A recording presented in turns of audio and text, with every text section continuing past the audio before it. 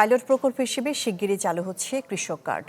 এ লক্ষ্যে প্রধানমন্ত্রীর নেতৃত্বে আন্তঃমন্ত্রণালয় সভা হয়েছে। সভায় কৃষকের উৎপাদিত ফসলের ন্যায্য মূল্য নিশ্চিতকরণের লক্ষ্যে কৃষক কার্ড চালুর বিষয়ে আলোচনা হয়।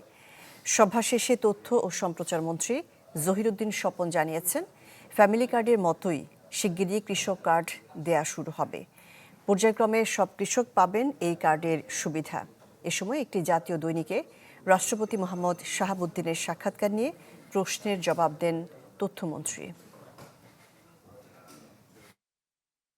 রেইনবো অলরাউন্ডার এক্সটেরিয়র পে বাড়ির বাহিরের দেয়ালের সুরক্ষা নিয়ে থাকুন নিশ্চিন্ত। সাথে পাচ্ছেন 10 বছরের ওয়ারেন্টি।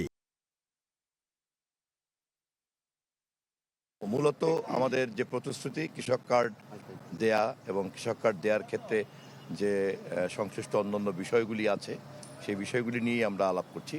নীতিগতভাবে এটা আমাদের বহু আগেই সিদ্ধান্ত, আমরা বাস্তবায়নের জন্য আজকে প্রথম বৈঠক মাননীয় প্রধানমন্ত্রী করছেন। ইনশাল্লাহ যত দ্রুত সম্ভব আমরা ফ্যামিলি কার্ডের মতোই কৃষক কার্ডের পাইলট প্রজেক্ট শুরু হতে যাচ্ছে।